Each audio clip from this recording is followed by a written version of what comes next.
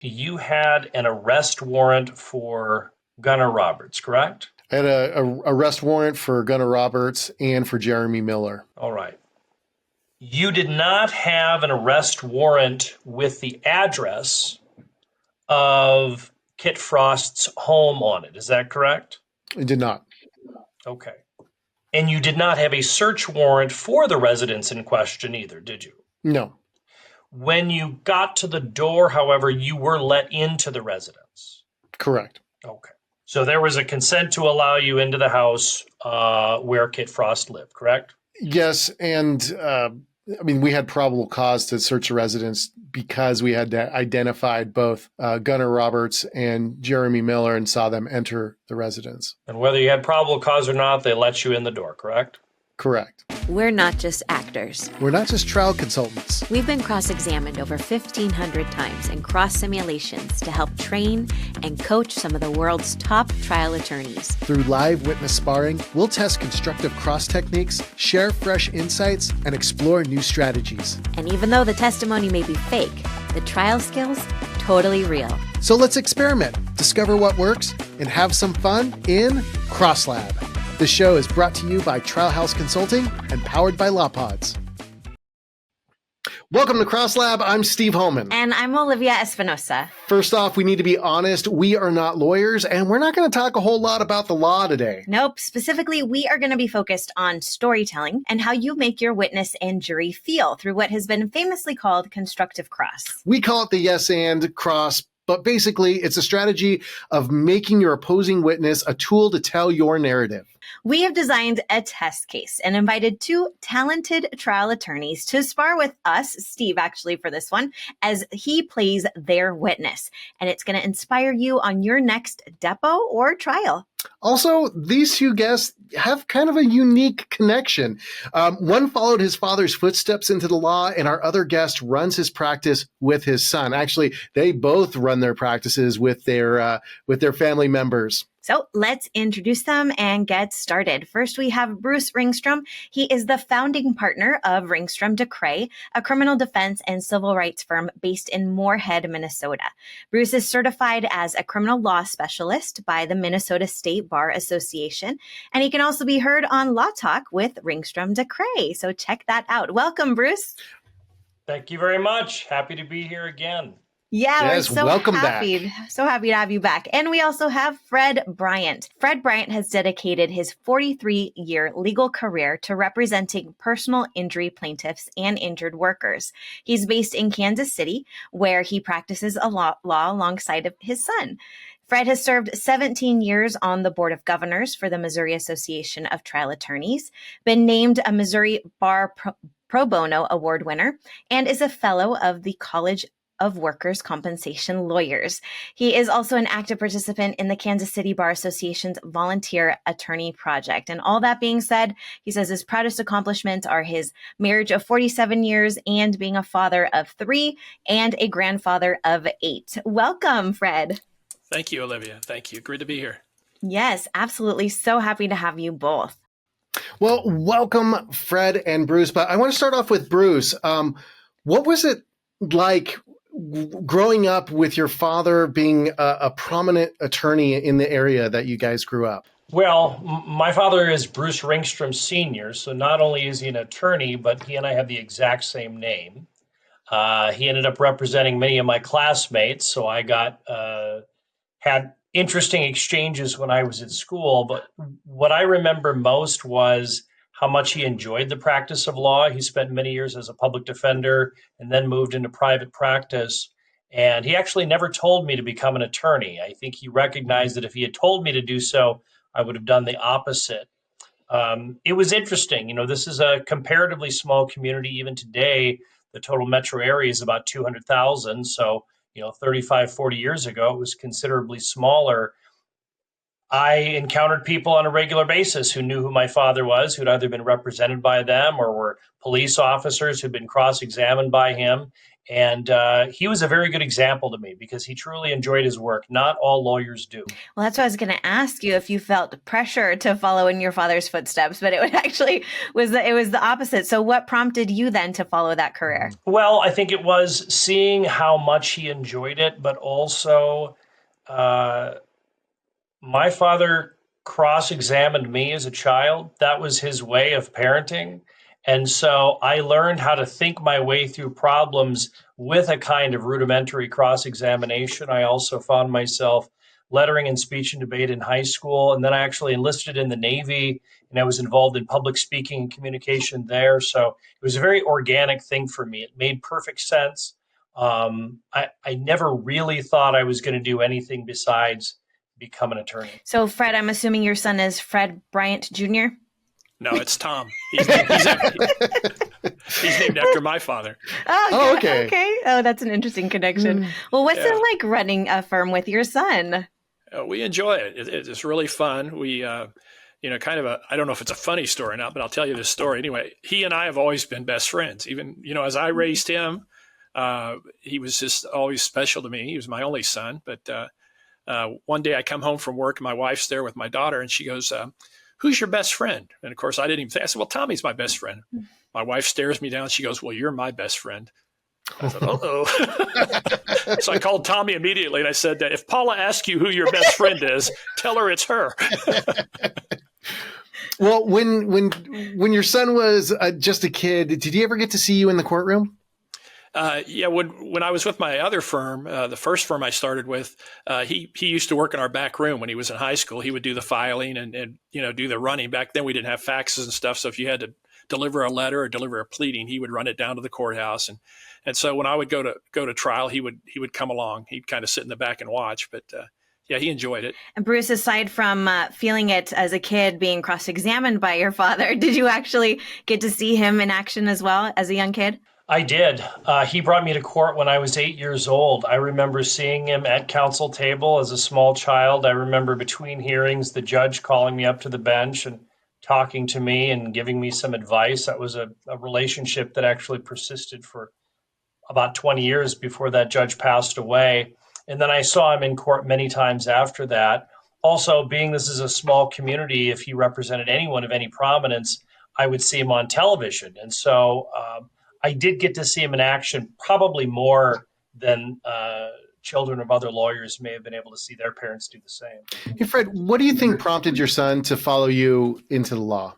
I think just being around it, he used to, like I say, he would do some running for us back in the day, and he was around my mentors. My other partners were my senior partners, and he enjoyed talking to them. And I think he just liked the mental aspect of it, just kind of the parry back and forth, and thinking through a problem and trying to build a case is what we do on the plaintiff side. So Steve and I actually have a unique connection to this as well because we are married and we work together. We have a family and we work together.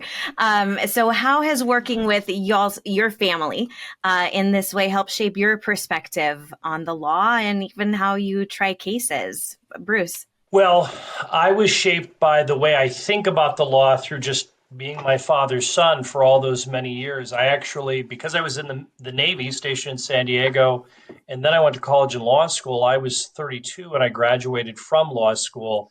My first job out of law school was actually far away from where my father practiced. So by the time he and I started working together, I won't say that I was a fully formed attorney, but I'd had 6 or 7 years of real experience. And so at 39 or 40, when my father and I prepared to try our first case together, he was still the more experienced lawyer, but I had a lot more to bring to the table than I would have had I been a green 25-year-old. And so I've been grateful that my father's been somewhat deferential to my judgments, but I've also learned that, having been an attorney for 46 years, he's got that 50,000 hours of experience and he can intuit things that I and other very smart lawyers can't necessarily do. So we've worked collaboratively very well together. He still practices in my firm. And just going through your website, we poke around and we stalked you a little bit. Good. But I just imagine, just looking at, we know your partner Dane, who we love, and just looking, at the firm, and I'm just like, oh, they have like a Yoda there. that they can kind of just go to and like get the knowledge from that, that experience. So it's great to hear that sounds like some sort of basically how how it runs or how that relationship is. And assuming that most of your audience for this particular podcast are other practicing attorneys, one thing that I did was I made sure that my father's caseload concerns exactly the kinds of cases that he's interested in and that he has no administrative responsibilities. That means even at 76, he gets to really enjoy his work and he gets to bring his best self to bear. I think if I put any more burden on him, he would, like most people at 76, retire. But as I tell him, most of his mentors died in the courthouse at 87 to 90, so he's got a few years to go. Fred, how has working with your family shaped your perspective on the law and how you try cases? I think what Tom brings to me is a fresh approach, being younger. And, he was in law school when became more when research was different and everything else. So he added a lot of stuff that I, never learned when I was in law school 40 some years ago. Mm-hmm. And we just work well together. It's kind of a yin and yang approach. We'll go through cases together and talk them through. And of course he has his approach to it. He's very practical in his approach. Bruce was talking about the administrative side of it. He basically runs the firm. I always kid people and say I work for him. And so I get to practice law, and Tommy does the administrative stuff, and he does a good job at it. And but it's really nice to have that relationship with him. We kind of keep our business and personal relationship apart until we have lunch together. We always make a point I have a little conference table in my office, and so we always, if we're available, we always try to have lunch together each day, and just kind of, that's where we talk about family things like how's Freddie hitting at baseball, and what's Rosie doing in cheer and things like that. But then when we're working, we're here to work, and we learn from each other. Yeah, I love that you mentioned that, because I think too, when it is family working together, boundaries are a little bit more blended. But then on the other hand, there is a shorthand, right? I know Steve's strengths and he knows my strengths and some of the things that, I'd rather do than he'd rather do. And in that respect, we can kind of balance it out. So I totally get what you're saying. And do you notice that that same thing, Bruce, that kind of the boundaries sometimes are kind of meshed together? Like, for example, now it came back to me that, we taught many years alongside Roger Dodd and his son, Matt. And so even in the trial skills clinics, he wouldn't refer to Roger as dad, or even at lunch, he would just say, oh, go ask Roger, or let me ask Roger, whatever that might be. So do you also try to keep that kind of separation? What are the boundaries like with you, Bruce? Well, it's interesting. So yeah, because my father and I have the exact same name, we refer to each other as senior or junior, and everyone else does. And usually it's a shorthand. You just say senior or junior. We tell judges to do the same thing. There was a few years when my dad and I were working together where we actually did have a little bit of friction, because as I got more successful and I saw ways to achieve outcomes that were desirable, it kind of came up against his longtime experience. And so there was a certain amount of tension. But at this point, Bruce Sr. is of counsel. And so he actually has no direct obligations to the firm other than those he elects to undertake. That is to say, the cases he works on. My job is to make sure that those cases fit his personality, and that he's compensated properly for that. And so I would say, to his credit, he's at a stage of his career where I found the balance for him, and he's prepared to sort of show up and work, and he will push back and disagree with me. But it's an odd situation where I feel a lot of deference from my dad, because at this point he does trust me, and he knows that I want to make sure that as long as he's practicing, he's doing it in a way that he finds satisfying and that is good for our clients. Mm-hmm. I think the thing I'm hearing from both working relationships for you and for Fred, there's a tremendous amount of trust between the family that you're working with, and I think that's so fantastic that the things that you can accomplish when that's settled, and that's a great foundation, and that foundation of trust. I just find that inspiring. Today, we are going to get to it. We have 2 cross-examinations to get to, and today is a criminal matter. But only Bruce, as we've mentioned, is a criminal defense attorney and has a criminal defense practice. But Fred, you specialize in civil plaintiffs litigation, and that is completely on purpose. Yep. We love getting fresh points of view from lawyers with different specialties. And because this out of a box approach is actually reveals some new discoveries. And even for those of you listening, you're going to get some new ideas, some fresh questions and chapters that you can take to your next trial as well. Whether or not you do the same type of law, it's still really a lot that transfers over to what you do as well, no matter your focus. So let's talk about today's case. I'm going to break it down for you. This is the case of the state of Idaho versus Darla Roberts. In this criminal case, the defendant, Darla Roberts, is charged with obstructing justice after her son, Gunnar Roberts, who had an outstanding warrant, was found hiding in a locked shed behind her home. The incident occurred on the morning of October 12th, 2023 in Twin Falls, Idaho, when Darla's daughter and son arrived at her trailer under surveillance by Officer G. Brown. After the search of the home and denials from the occupants, Officer Brown found Gunnar in the padlocked backyard shed. Darla claims that she was unaware of Gunnar's presence and did not have the shed key on her at the time. So in this episode, Bruce and Fred, you will be cross-examining Officer Brown, challenging his version of the events and probing for inconsistencies to support your client's claim that she did not knowingly aid her son in his attempt to evade arrest. And today I will be playing the part of Officer Gregory Brown. Yes, and he's been prepping all morning, all night. So yeah, this is his big moment here. Each of you are going to have about 10 minutes to cross, but sometimes we let you go a little bit longer because sometimes the juicy stuff just hasn't, you still got it on the page and hasn't been said yet. So, but in the interest of time, regardless, you can confirm ahead of time potentially the admissions that you've already covered with this witness. So if you don't necessarily want to start in one place, you want to cut to the chase a little bit more, we can certainly do that. In that respect, though, Bruce, then what is your approach then when it comes to having very little discovery for a witness like this? How do you sort of kind of sift it all and put it all together? Well, you know, at the beginning of my career, I was a public defender. And so I literally would have 100 cases. They would go to trial at times, not necessarily of my choosing. And cross-examination ended up being the most powerful tool I had to create reasonable doubt. I didn't even have enough time to get investigators involved in certain cases, and it can be an overwhelming situation. So really a core element of criminal defense cross-examination is laying bare the evidence that should be there but isn't. That under a rational situation, we would expect to find evidence X, Y, and Z.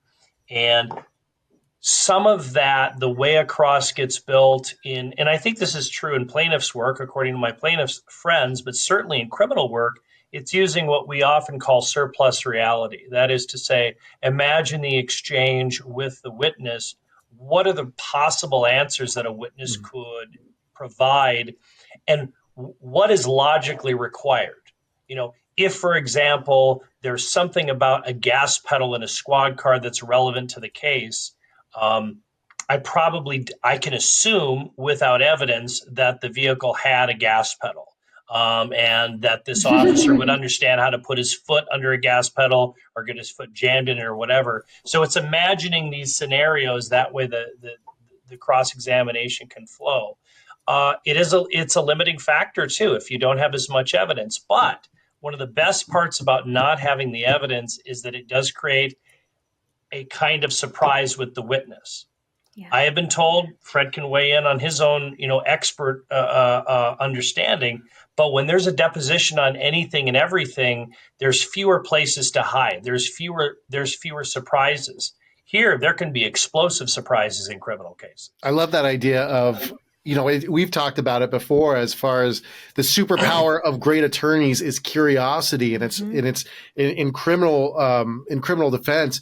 it's not just a superpower. It's a necessity to have that constant curiosity and looking for opportunities to unpack more evidence as you're going through. That's a really great way to look at it. And I think any attorneys from any other practice, definitely, hopefully they'll catch a few things today from you that they can implement in their own depositions or cross examinations as well. Very good. Okay, Bruce, whenever you're ready, the witness is yours. Good afternoon, Officer Brown. Good afternoon. Officer Brown, is it fair to say that in a meaningful sense, this was your case, not another detective's or another officer's case? Can you be specific about which charges you're speaking about? Sure. Well, we have charges for multiple witnesses. We're obviously here for the trial of Darla Roberts. The case of Gunner Roberts, is it fair to say that you were the principal law enforcement officer responsible for that case? Yes. And the case for Alexis Roberts, you were the principal law enforcement officer for that case? Yes. Were you the principal law enforcement officer for the Jeremy Miller case? Yes. And you are indeed the principal law enforcement officer for this case, the Darla Roberts case? Correct.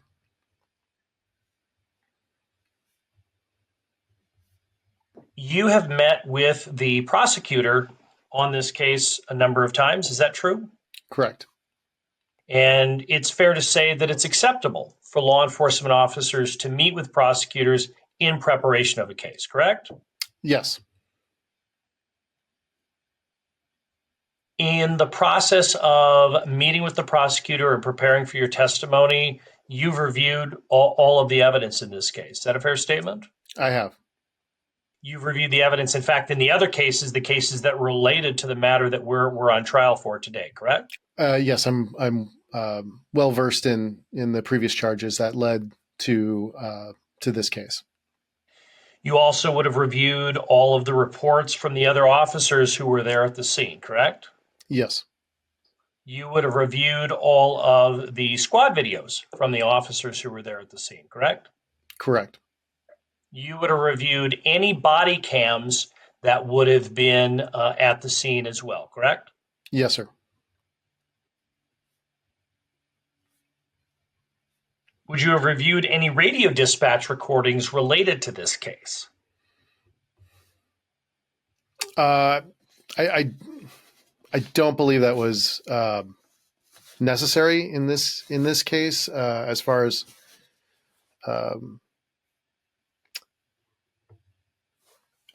so, Officer Brown, there's two questions. You're saying it wasn't necessary. Do you know whether there was radio dispatch traffic at all in this case? Well, yes, there was. I just, as far as I thought you meant the reviewing of that. I believe that is part of the report, the initial report. I didn't review that because I didn't think it was germane to anything that was to be discussed today. All right. So you reviewed everything else that we've discussed, except you don't believe that you've reviewed the radio dispatch, correct? Not since the initial report. Very good. You would have reviewed, in fact, however, records or reports from the suspects as they were brought to the jail. Is that correct? Yes. That would have included any security video as those people were brought in and their property was inventoried, correct? Yes.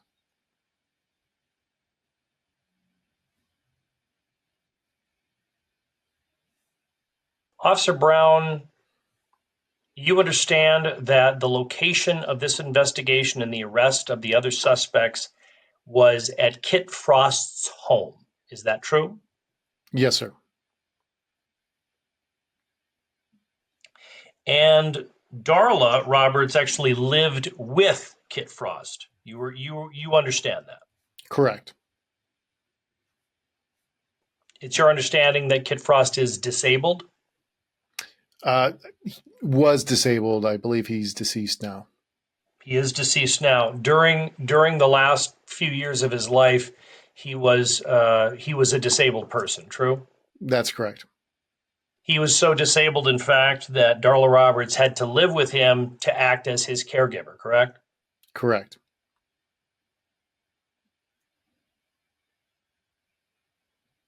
And you did go into the residence. Is that true? Yes. So you're familiar with how this trailer home was laid out? Correct. You saw where Kit Frost's bedroom was? Yes. You saw the sort of, the equipment and the material that Darla Roberts used to take care of Kit Frost? I saw equipment there. I don't know what equipment was used for his caretaking. To be honest, I wasn't knowledgeable on the medical aspects of all that equipment, but there was medical equipment in the trailer. Sure. Sufficient for you to understand that this person needed pretty extensive care, correct? From my understanding, yes. Okay. And from your understanding, Kit Frost actually, not only did he need medical assistance, but he needed help with things like even putting on his own clothes. Is that true? Yes, I believe he wasn't able to basically maneuver around, or he wasn't very mobile, so he needed help. Yeah. Okay.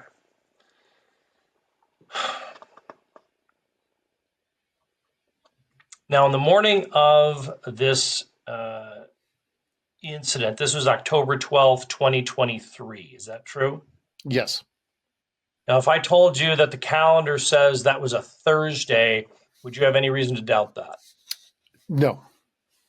And the date of your report is that this incident began at something like 7:53 a.m. Does that sound accurate? Yes.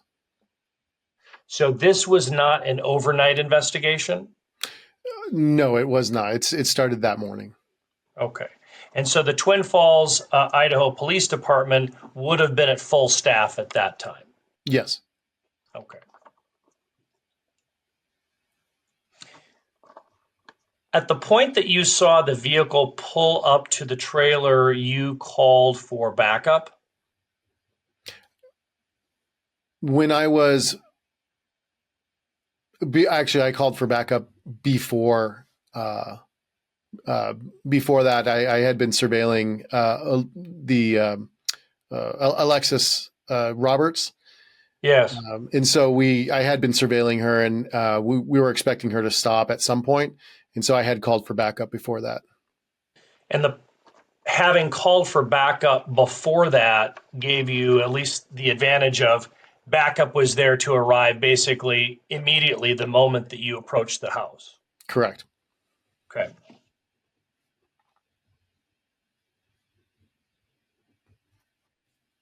And when you approached the house with backup, that was essentially right after the suspects went into the house.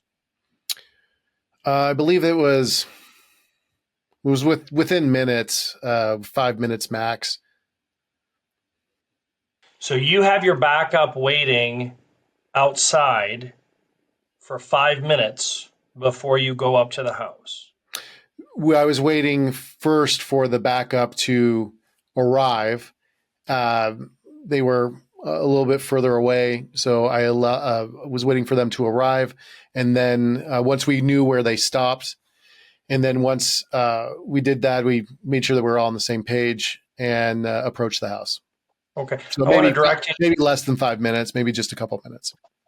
Maybe a couple of minutes. Per your earlier testimony, you had called ahead of time, so they were already en route. Fair enough? Yes, that's correct. All right. And this was a trailer home that you were going to approach, correct? Correct. There were other trailer homes surrounding it? Yes. Okay.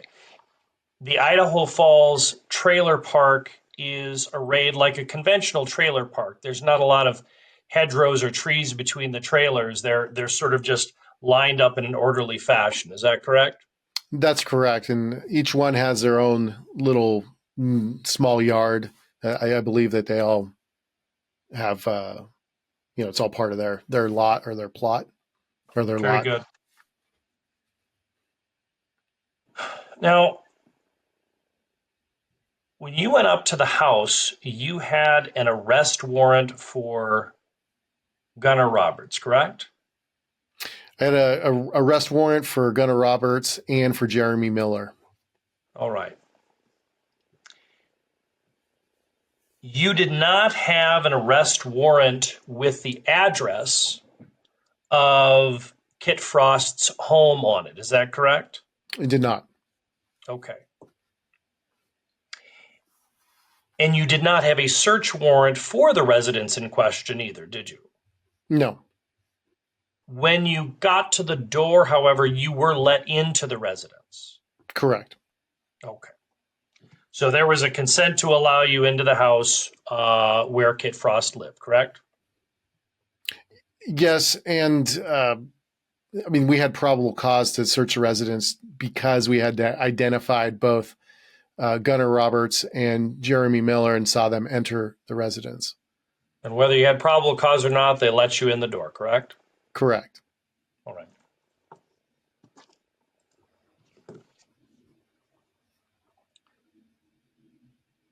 So at that point, you come in and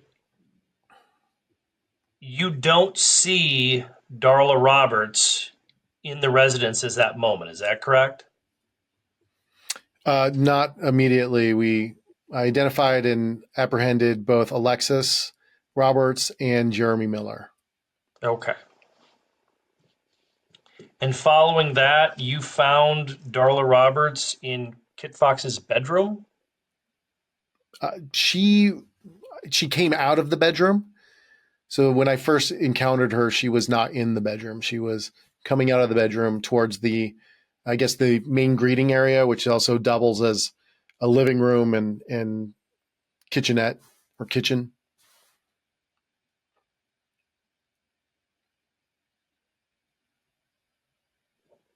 How many officers did you have with you, Officer Brown? We had 4 officers total. So we had 2 officers on the outside, the perimeter of the trailer of the lot, and then I also had an officer with me at that time. I believe it was 2 officers. Officer Cheeks. Officer Cheeks. 2 officers inside, including you, and 2 officers outside performing surveillance. Yes, it was a Officer Dell and Officer Karcher on the outside. And per the earlier question I asked you, you've reviewed Officer Dell and Officer Karcher's report as to what they saw during their surveillance, correct? Correct.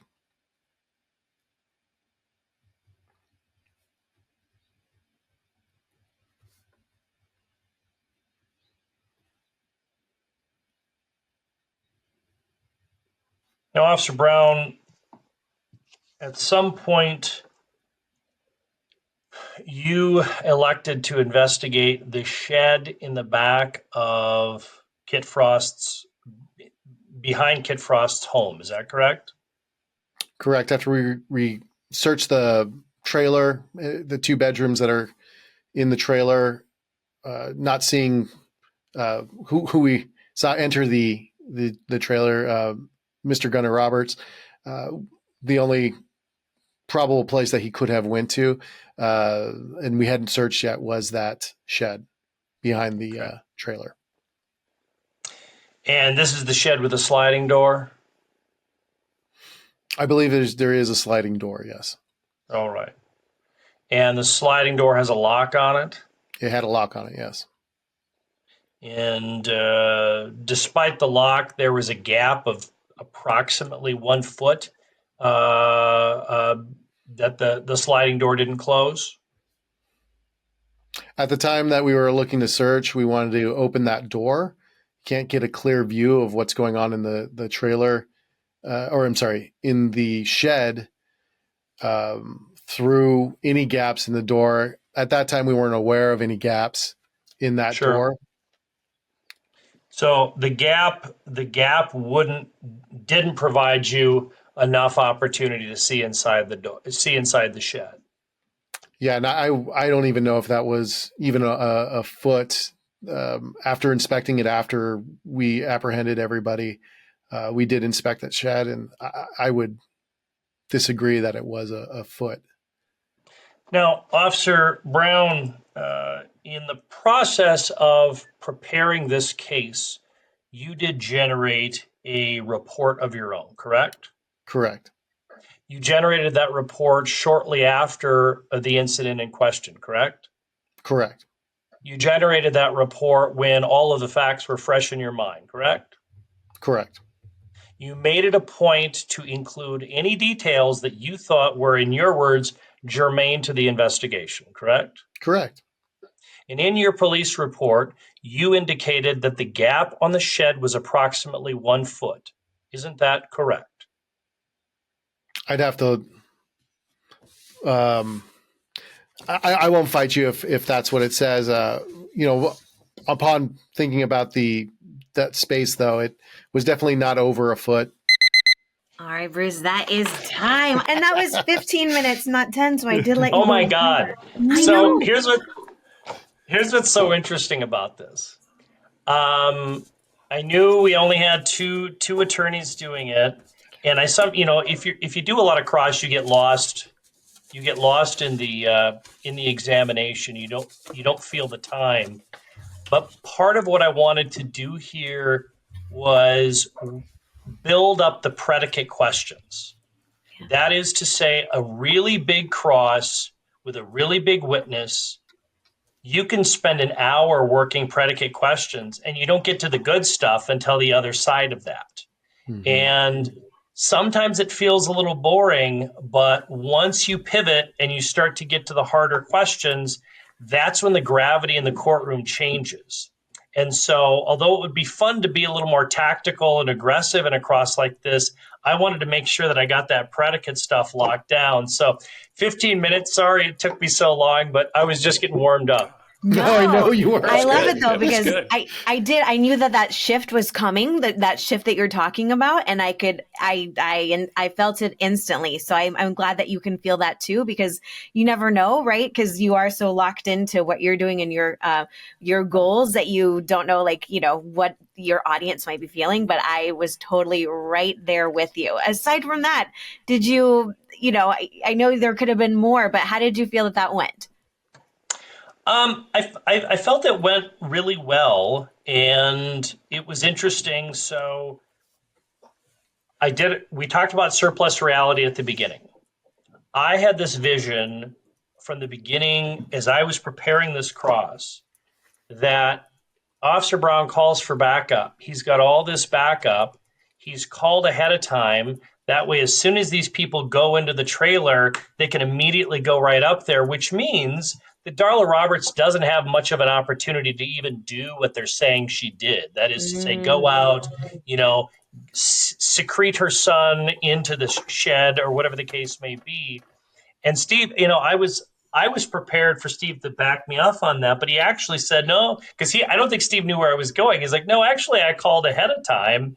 And then once you realized I was making a little progress, you're like, well, they got there a little bit later. Maybe it was 5 minutes, maybe it was 3 minutes. But I kind of still had you on the ropes there. And that's a surplus reality example where you really just have to think through what are the range of responses the witness can provide and which one's the most productive. If you're getting a lot of compliance with the witness, sometimes you can be a little riskier with your questions. But obviously, I know Steve as a witness is very cagey, so I was careful to not get too reckless or not be too intrepid with what I was trying to get out of him. Yes, I love it. It's like the executioner slowly, step by step, inching closer to his demise.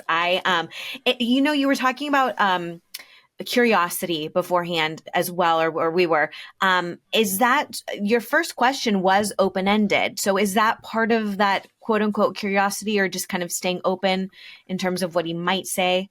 Yeah, I think so. I'm not, baby lawyers are taught, don't ask a question to which you don't know the answer. And that's a good starting point. But the better you get within your field, the more comfortable you are asking open-ended questions. And in this particular case, the open-ended question really doesn't hurt me. I mean, one, I expect Officer Brown eventually to say, yeah, it was my case, which allows me to then put huge responsibility on him in his failure to examine evidence. And if it's not his case, then he doesn't know a bunch of stuff and he's not even a very good witness for the state. Right. And so I wasn't afraid of that question or of the answer to that question. Yes, either way, it works for you and you can use it. I totally agree with you, because now we get principal law enforcement officer multiple times, because you then laid out all of the other cases, or, that he's been working on as a principal law officer. Sure. Well, if you noticed, I didn't like that, Bruce, because I made you define everything after that, which you then in turn, you got what you wanted and actually made it really clear. Yeah. Right. And so that was a moment, and Steve and Olivia, you know this, when you didn't give me what I wanted, I reverted to a very narrow Posner and Dodd style,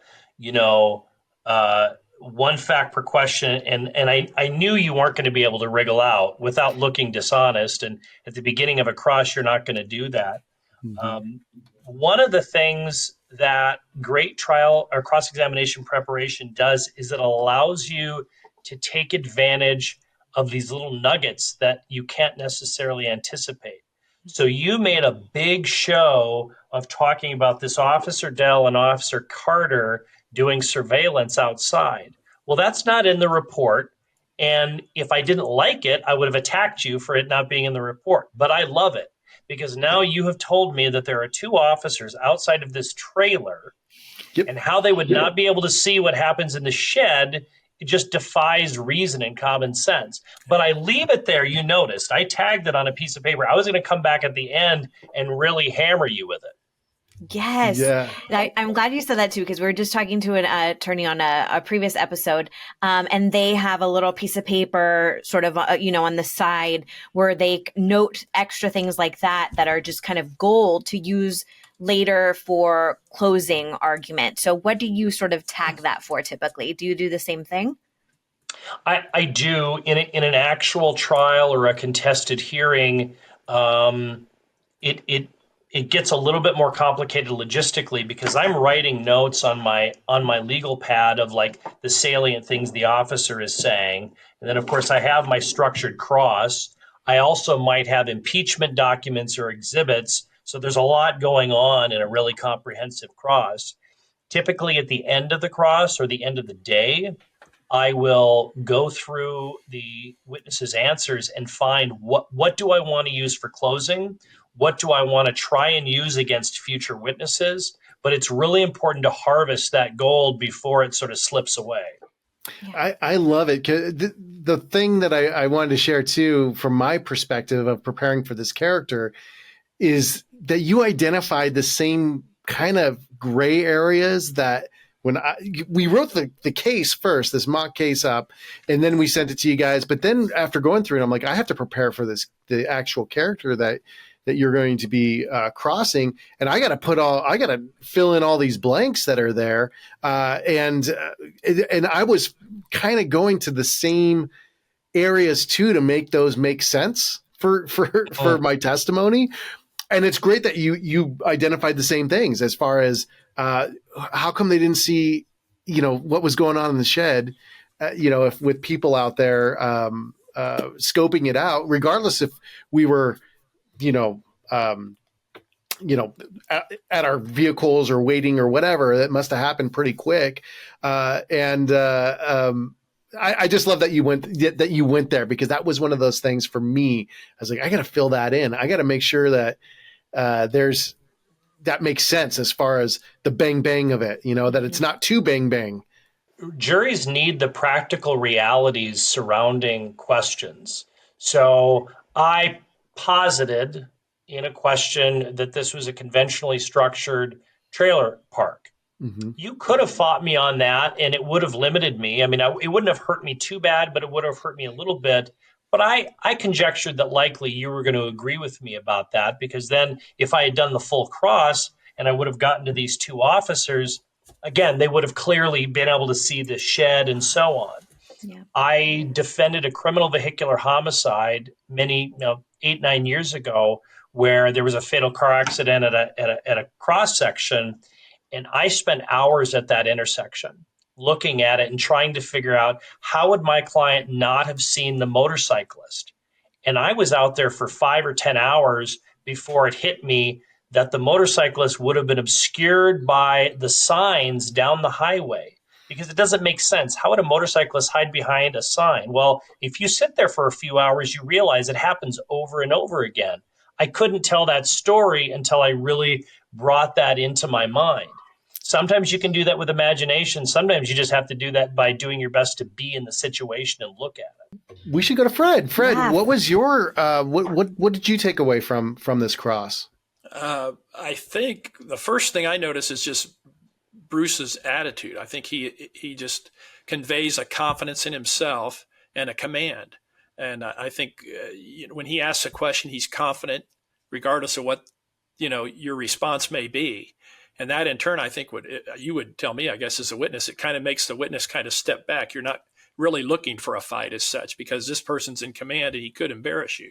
Mm-hmm. So that was the first thing I noticed about Bruce. He just kind of oozed a confidence of where he was going and where he wanted to take this thing. Yeah. And I think that sets kind of the tone for the entire examination when he says, you could have challenged him on a question, but you're kind of stepping back a little bit. You don't know if you want this fight. And that's kind of the impression I had as far as Bruce's attitude and demeanor. I thought his questioning was very, very good. I mean, it was just, he was telling a story just, bit by bit, and he was knowing where he was going to go. And he had a plan all along. And I just thought that was very evident when you watched him question you. Yeah, I totally agree. And I think that's even, it speaks to what you were just talking about, Bruce, is, the hours potentially that you would spend in a place to kind of figure out every angle, because your play-by-play of the events is so good and it has your listener in mind, because it's so incremental. You described the location itself, like the lot, the actual, home, and then the shed itself. So I have that picture in my head, and even sort of the probable things that he's saying and how they fit into that location. Because you laid it out so clearly, I can very easily picture it in my head without going down any rabbit holes, which is just a testament to, all of the sort of avenues that you think about ahead of time and the angles that you prepare. The one thing that I would say that I came away with was this strong sense of, you said he had no warrant for entering Kit's residence. No. And something like, regardless of that, she gave you consent. Mm-hmm. Yes, that was so strong. And then the other thing that you said after that was, whether or not you had probable cause, they let you in. Meaning that she doesn't have anything to hide. She wouldn't let you in if she had something to hide. She wouldn't give you consent. Her open door means that she has nothing to hide. And so that was so clear because of how you walked us through that. That is what stuck out to me as a listener. And, obviously serves your client very well. I felt like, as the witness, as Officer Brown, like that was the moment where it really, I wanted to get really careful with what I was going to tell you. And I was going to try and give you as many yeses and nos as possible, just so I don't volunteer too much, because the moment I did volunteer a little bit about the gap in the shed, we got into it, and it was like, oh, here it goes. I felt like a need to be careful and not slip up too much, because I knew that you're going to take advantage of that. And that speaks to some, feelings that I have about the cross that I think I could have been better at. I mean, there is a strategy in a cross-examination to not have that overwhelming sense of command and confidence, to be a little bit more like Matlock, a little bit more bumbling. The bumbling is actually not real. I mean, you've prepared all the way through, but it's a little bit softer, so they do get more relaxed. I don't know that I would have used that strategy had you been a real witness in a trial, but I could have. The other thing that I would have worked on more was care with my language, because good police officers, like most good witnesses, if you misspeak or if you frame a question that provides any seam for an objection, if you just characterize, the wall is yellow when it's some variation of yellow that's just different enough for a witness to object, they're going to object. And so to be much more careful about the language to get more compliance without sort of showcasing tiny little quibbles. That's the kind of polish that you put on a cross to make sure that you can really move more quickly. I'm someone who has no problem being silent for a long period of time with a witness. Some people think that that's great because it heightens the tension. I just know that I want to think about my question before I answer or ask it. And if you are fully prepared when you do pause, it really is strategic rather than a moment to think, because you figured out, there's only so many ways a witness can respond to any given question. Yeah, and I know we've talked about that before. You are so good at the pause, and it's not just about creating tension, but it's just about being mindful of where you're now switching to. I think this time when it happened in this cross, you were switching topics, and it actually, I could tell, it caught Steve a little bit off guard. We're like, oh God, we're going to go to this section now. Okay, so it really does even unnerve a witness because of that silence. And again, it might feel as a listener, if you're the one offering the silence, it might feel a lot longer of a pause in your head than we actually feel it as a listener. But it could be a great reset moment and a great kind of way to catch somebody off guard. Mm-hmm. Did you feel off guard? Oh yeah, for sure. Yeah. Well, great. That was an excellent first cross-examination. Yes. Thank you so much, Bruce. I feel like I just learned a whole lot of good stuff right there, and I'm hopefully our listeners are as well. But we have one more cross to get to. We're going to see Fred's out of the box, taking an approach that from a plaintiff's attorney, and we'll see what happens. This is part of the fun of Cross Lab, is experimenting. So we'll be right back after this quick break. And we want to talk about, really quickly, our partners at LawPods. Lawyers think that LawPods are just the company that produces the TLU and Trial Lawyer Nation's podcasts, but actually they create a lot of podcasts with lawyers just like you to help reach non-lawyers, aka your potential clients. That's right. Podcasts let your audience get to know and trust you. And Robert Ingalls and his team make podcasting easy. With over 100 million people expected to listen to podcasts this year, there's never been a better time to get this as a tool for getting your practice out there to the public. And to get more info, visit lawpods, LAWPODS.com. Tell them we sent you. We want to tell you about what we do at Trial House. We help attorneys in private sessions and in coaching to help you be a better advocate for your client. We can help you in so many different ways, from learning new trial skills or cross-examination skills to your opening statements, and even working with your clients to be great advocates for themselves in depositions or in cross-examinations in trial. The best way to reach out to us is to go to our website, trialhouse.com. That's HAUS, trialhouse.com. And we've got 2 free resources for attorneys on there. One to help you craft a compelling narrative for your jury, and another to help you get storytelling gold from your witnesses that's going to help you put a wonderful case together. And you can schedule a 30-minute storytelling consultation with us. And no strings attached, no pressure. We just want to meet you. We want to talk with you and learn more about your practice and a case that's coming up. You might actually get some really good advice at the very, very least. Once again, trialhouse.com, HAUS. We hope to talk to you soon. All right, so we are back. We are going to be ready for our second cross-examination, and we are so excited to have Fred here. All right, Fred, whenever you're ready, the witness is yours. All right. Good afternoon, Officer Brown. Good afternoon. Now, Officer Brown, you are a patrol officer. Correct. And as a patrol officer, you're kind of in the front lines of law enforcement. Would that be a true statement? I suppose so, yes. You're on the streets and in the field, actually enforcing the laws. Correct. maintaining order, Correct. ensuring the public safety. Yes. And that entails, as a patrol officer, you have to investigate whether laws are being broken when you're called out to a scene. Yes. And you have to apprehend those who are suspected of breaking the law. Correct. And you have to detain those suspected of breaking the law. Correct.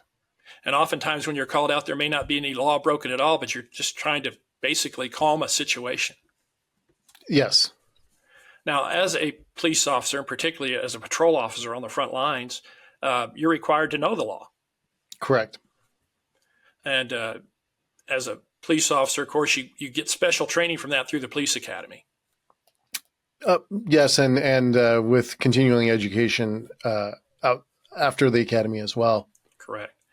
And at the police academy, that's where you're trained to be a police officer initially. That's where you go in order to become a police officer. Yeah, the foundational training that we received. They have the foundational training, includes physical training. Yes. Includes use of firearms. Yes. It includes simulations of situations you may encounter in the field in real life situations. Correct. It includes mental preparation for the stresses that are involved in the job. Nothing prepares you for being a police officer until you're out there in the field. And part of the specialized training you get at the police academy and that you get in your continuing education is to know what actions constitute breaking the law. Correct. And is to know what elements are involved in each violation. Correct. It's a kind of specialized training that only a police officer gets through the academy and through their experience in the field. Yes. And you can't be a police officer, and you can't pass your courses at the academy without knowledge of what elements constitute a crime. Correct. So when you arrive on a scene of a situation, you're often called to volatile situations. In fact, that's mostly what you're called to. Yes. You're often called to violent situations. Yes. You're often called out into confusing and chaotic situations. Yes. And there's no time when you're in these situations to look up what the elements of a crime are. You have to be able to react. You need to have a good grasp of the law when you get there and know how to handle the situation in yourself. Because you have to react quickly in these situations. Correct. You have to react decisively in these situations. Correct. And you have to secure order in the middle of these chaotic and confusing situations. Yes. And you can't really act impulsively in these situations. No.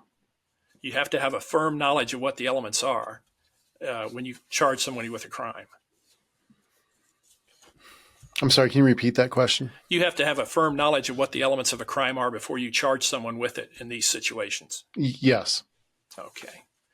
Now, getting to this incident of October 12th, 2023, you were surveilling Gunner Roberts. Is that correct? We were actually surveilling his sister, Alexis Roberts, with the suspicion that she was associating with Gunner and another known felon. And kind of a common term for surveilling would be following or watching. Correct. And you suspected she may put you in contact with Gunner Roberts, your brother.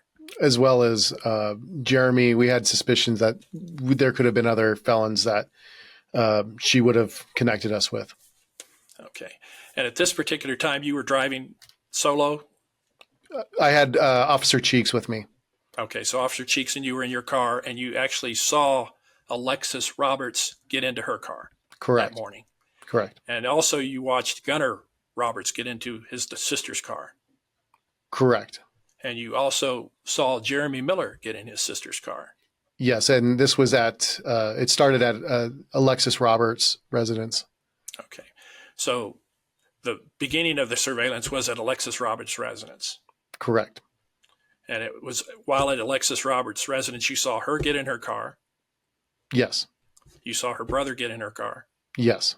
And you saw the other gentleman that you were looking for on an outstanding warrant, Jeremy Miller, get in her car. Correct. And when she got in her car and drove away, you and Officer Cheeks followed that car. Correct. You followed that car until it stopped. Correct. We wanted to wait until the vehicle stopped at their destination and that way it would ensure public safety. So we're not encouraging any kind of chase or causing any dangerous situations. Sure. So you followed the car until it reached its destination. Correct. And when it reached its destination, it stopped and parked curbside to that destination. Correct. And you did not pull the car over while you were following it. No, at that moment, I had called for backup, and we were waiting for more officers to arrive before we apprehended the suspects. Were you calling for backup while you were following the car, or did you call for backup after it arrived at its destination? We had called when we were following Alexis' vehicle, but it wasn't a very long drive from Alexis Roberts' residence to Kit's residence. Now, at the time you were following Alexis Roberts' vehicle, you did not know where her ultimate destination would be. No, we did not. And it happened to be this particular morning at the trailer home at 1154 Fifth Street. Correct. And at the time that car arrived at 1154 Fifth Street, you did not know who lived there. No, we did not. Okay. And all three occupants got out of the car when it arrived at 1154 Fifth Street. Correct. And you and Officer Cheeks watched from your vantage point, all three occupants enter the trailer home at 1154 Fifth Street. Correct. Where were you in relation to this car that was parked along the curb that you had followed? We were further down the street, approximately 25 yards away from where they had parked their vehicle. And you were confident that they did not know that you were following them? We were fairly confident, yes. Okay. And from your vantage point then, I think you said 25 yards down the road, you could see the front of the trailer home. Correct. The trailer is, as far as the trailer park goes, it's the trailer that's closest to the street. And from your vantage point, you could see clearly the front of that trailer that they entered. Yeah, the front and the side of the trailer, the south side of the trailer. So we were facing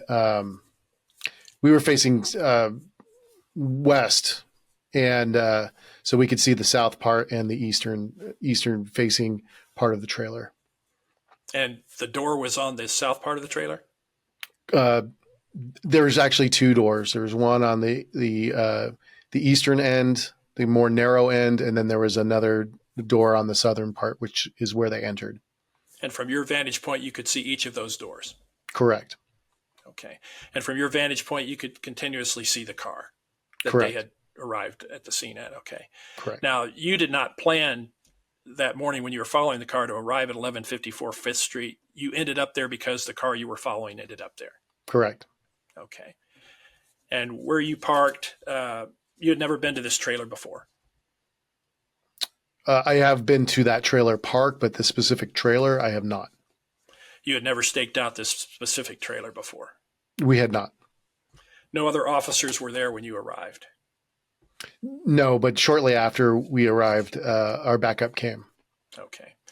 And you and Officer Cheeks stayed put until backup arrived? Correct. Okay. There was no police audio set up inside the trailer at 1154 Fifth Street? I'm sorry, I don't follow. In other words, this was not a stakeout that had been earlier arranged at this trailer? No, sir. And to your knowledge, there was no audio that had been set up in this trailer hoping to catch the criminals there that morning?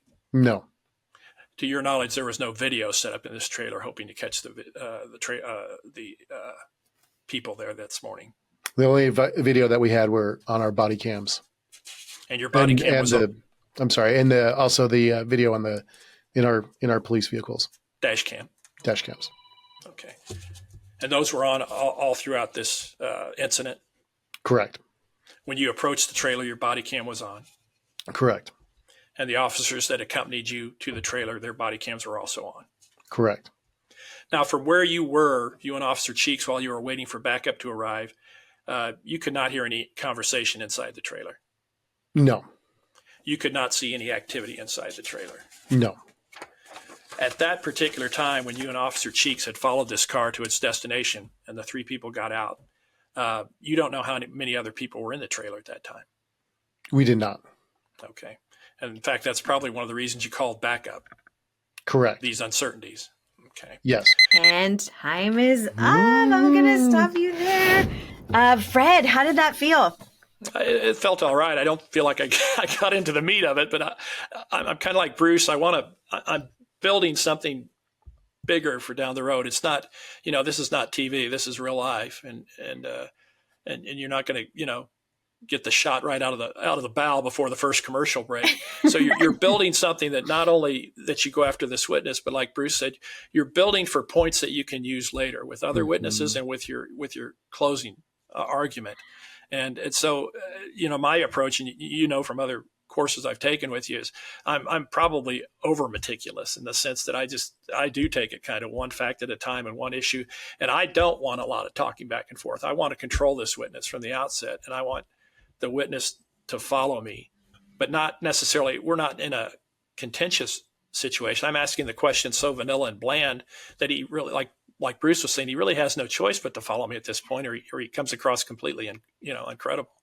Yeah, I noticed that, Fred. I think you did exactly what you just set out to do. And I will say, just to reiterate, Fred has taken a lot of courses with us, and we have worked on one fact at a time, and making those questions just incremental questions where all the witness has to do is just say yes. And holy moly, you had Steve on a yes train for where he could not go anywhere but just say yes. And you, in terms of the sort of yes and method that we talk about, to the point where you're boosting him up at the beginning so that yes, that's all he's saying, boosting him up. And then, at least because of the work we've done with you, absolutely that's a setup for later. So I think you did exactly what you set out to do. You even had a trilogy in there, I think, quickly, decisively, create order. And I just love that you started out, he's on the front lines. I mean, what a great boost of he's in the streets, in the fields, order and safety. That was really fantastic. And I would say where we ended up too, I really loved what you were doing as far as the unknowns, everything that we were not aware of at that time, and kind of making that clear picture of speculation. Yeah, the speculation of that. And I'm interested to see what Bruce thinks about how that could help in that kind of a case too. Yeah. Bruce, what did you find? Well, I was struck by just the well structured cross examination, Fred. I mean, it was, as you said, you're meticulous, but also some of that's just a product of having examined so many witnesses over so many years. I do wonder, and you can maybe talk about it later, whether you get some conflict in your mind between your deposition examination style and your cross-examination style. But you found a question that I couldn't figure out how to form, which was, you didn't plan to be or arrive at 1154 Fifth Street. I knew that was relevant, and I think I was hinting at it, but you found the question that basically just got the exact answer. And then you were able to say, there was no stakeout here. There was no audio in there beforehand. There was no video beforehand, really setting up, not that you would hit the conclusion with the cross-examination, but in your closing, they have no idea what was going on in there. This is absurd. You also do something that I wish I were better at. When you ask your direct leading question, you don't tag it at the end with, isn't that true? Isn't that a fair statement? Isn't that accurate? I am a confident cross-examiner, but that nervous tick I have of tagging it at the end is actually a little bit of evidence. Like I don't want the witness to push back on me, whereas you don't do that. You just ask the question and you stop talking until they answer. I think that's really powerful.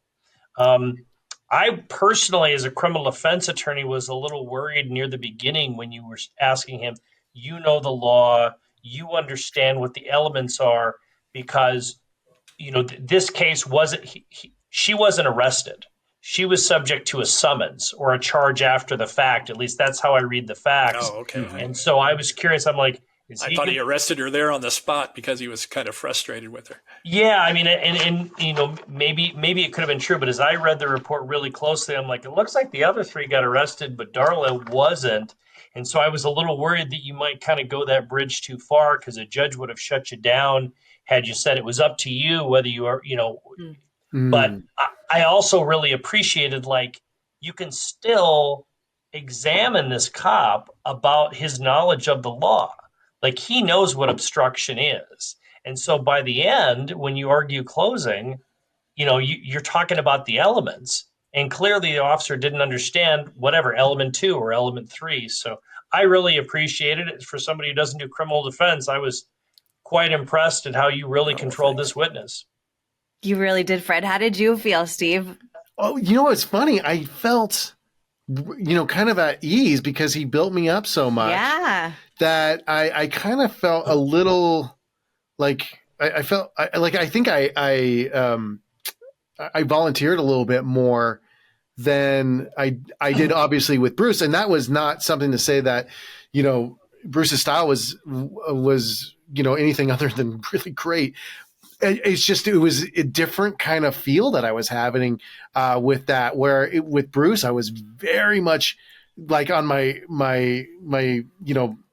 really watching it. I knew I'd get in real trouble if I slipped up. But with Bruce, I felt like, oh yeah, I'm the one that was in control. I was the one that was completely knowledgeable what was happening and had the situation scoped out and all of that. So when we got to those unknowns, I didn't feel defensive about that at all. And maybe that was kind of, when Bruce was talking earlier about not necessarily fumbling, but just like kind of having that easygoing delivery. Maybe that's what it got me into that. But it's kind of my strategy of who's the jerk now. If you build the witness up and you're acting like you're his friend, and when he wants to fight you, when there's no reason to fight you, you kind of look at the jury like, what caused this?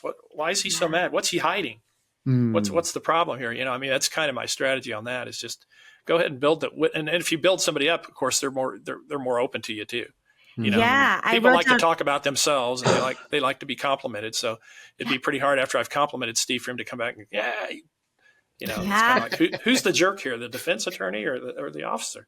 Yeah, I wrote down even just, we're not usually in the same, sitting next to each other, but I could feel Steve's energy in a different way, because even though in the same respect, Bruce and Fred, Steve didn't know where either of you were going for each. He definitely had a different energy. And maybe it is, that yes and thing that we're talking about when it comes to boosting them up first, because he still had the same sense, but it was just the defenses were down a little bit. And on edgeness was not there for Steve on the second. Yeah, I do want to say, and you both were like, I didn't get to the meat of it, but I think for people who are listening to this, the foundation, I with working with the attorneys that we've worked with for these many years now, the importance of foundational chapters is paramount. If you don't have your foundational chapters, you can't get to the good stuff. So I think this was tremendously helpful for a lot of people. And I thought you guys both did a really great job of exploring those foundational chapters. Yeah. Above all, your teachers, right? You have to teach your fact finder. And so that's exactly, showing your chops in that way. That's exactly what you were doing. And obviously it gave him, that sort of baseline of how to react. Really great work, both of you. So if you were to cross this witness tomorrow, what's something that you would take away from today? Bruce? That this witness is cagey and is prepared to protect the case. Not all witnesses are going to protect the case. Most witnesses will protect themselves. And so that makes him more dangerous.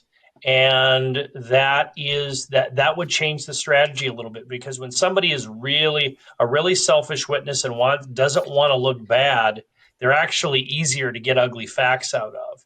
So that makes you more dangerous. The most difficult witnesses I have ever examined, even more difficult than really smart physicians, are homicide detectives that have been doing it for 20, 30, 35 years. Like, not only are they experts in their field, not only have they been cross-examined, possibly more than I've actually cross-examined witnesses, but they are really invested in winning the case, and they will throw themselves on the altar to do that. Fred, how about you? What would you take away from today if you had to cross this witness tomorrow? Obviously, you would change your focus if you did have to. But aside from that, what would you take away? I think Bruce's assessment is right. He's a dangerous witness still, and he's gonna fight for the case. So you've got to be real careful how you go about showing the inconsistencies or the unknowns in the situation. Well, hey, one thing I did want to share with you: this case was actually submitted by a listener, or the inspiration for it. So, that's going to be really fun to be able to share this with them and hopefully give them some ideas of what they were looking to get out of this. I have to tell you something that's really fun. My father, Bruce Ringstrom Sr., represents someone charged exactly the same way right now, where it's a sibling who is accused of essentially obstructing or harboring a fugitive, and she had no idea that he was in the house. So the themes are exactly the same. So I'm excited to talk with Bruce Sr. about this. That's exciting. And that is why we do this. This is so great because, even if you're not specifically in that area of the law, you could certainly face a witness like this and still reuse great chapters, foundational chapters, and any word choice, things like that you all did so clearly today that any attorney, regardless of the focus of law, could use. Thank you for mentioning that. Should we talk about our three favorite things today? Our three favorite things. Go ahead. I'm going to say Bruce's warrant versus consent. That was so clear. I thought that was spot on. I will say this, the what I didn't know chapter. There was a lot of what you didn't know. I didn't know a lot. And that's true in life, period. I don't know a whole lot. So, and I would say also my third favorite thing is Fred. He did not intend to end up there. He did not intend to be there. I don't know the exact wording, but that was just gold. Fantastic. Great. Yes. So before we close, Bruce, where can people find you and learn more about you and connect with you? And possibly listen to you more. Sure. Well, you can listen to our podcast, Law Talk with Ringstrom DeCray. You can find that with any of your podcasters if you want. And you can find us online at ringstromdecray.com. Where you will see that we practice principally criminal defense. We do some 1983 civil rights work as well. How about you, Fred? Where can people connect with you and your law firm? We are the Bryant Law Firm in Kansas City, Missouri, BryantLawKC.com. And we do civil litigation, and we do a lot of workers' comp. Workers' comp's kind of it's not necessarily lucrative, but it's certainly necessary if you're injured on the job. I mean, it's you do really important work, and we've worked with you on a few different cases in our case specific classes, and it's really important. Both of your clients, Bruce and Fred, are so lucky to have you both. Yes, absolutely. Yeah, and it brings me back to all of our listeners. If you like what we're cooking up here in the Cross Lab, give us a good review, give us a 5-star review, or just follow us. Tell your colleagues about us. There's so much important information that we're bringing out here, different looks that you can use in your practice. So don't bogart it. Share it, man. Thank you again to our guests for taking part. And that is the end of today's experiment. We hope you take the best of it to court with you. And we'll see you all next time on Cross Lab. Please like and subscribe to Cross Lab wherever you get your podcasts or webcasts. If you really liked this podcast, please write a review. If you didn't, this podcast has been Paul Hollywood's Baker's Podcast. Thank you for listening to Cross Lab, a Trial House Consulting production powered by Law Pods. To get free resources for your next trial, go to houseimprov.com, HAUS improv.com. This program is written and produced by Steve Hohman and Olivia Espinosa and edited by Mark Crespo. The discussions and content presented in this podcast are for educational and informational purposes only. They are not a substitute for professional legal advice, guidance, or representation. Participation in this podcast, including cross-examinations and feedback, takes place in a simulated training environment with fictional witnesses and scenarios. Any resemblance to real persons, cases, or events is purely coincidental. The views expressed by the host and guests are their own and do not necessarily reflect the opinions of any organization or entities they may be affiliated with. House Team Productions and Law Pods are not responsible for the accuracy, outcomes, or application of any content or strategies discussed during the podcast. If you have any specific legal questions or concerns, we encourage you to consult with a licensed attorney in your jurisdiction.